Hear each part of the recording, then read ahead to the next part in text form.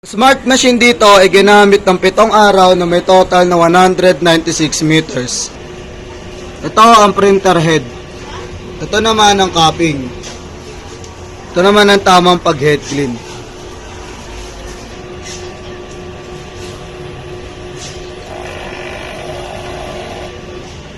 Punasan ng wiper ng Kiana Fabric pagkatapos mag-head clean. Nozzle check.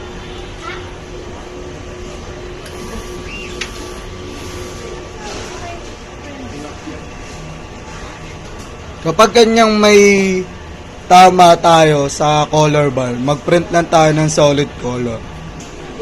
Ang in-house order namin ngayon ay 80 pieces na full bleed at wala kaming branch fulfillment ngayong week. Ang ink system ay tama lang. Ang waste tank ay nalinis kahapon. Ito naman ang ABR at ground wire. Nandito naman ang stocks namin para sa use. Dito naman nakalagay ang unused. Dito naman nakalagay ang aming sable paper rolls. Dito naman ang records naman na gamit para sa cyan, magenta, para sa yellow, at para sa black. Andito naman ang para sa sable paper roll. Andito naman ang aming daily output. Dito naman ang aming daily checklist.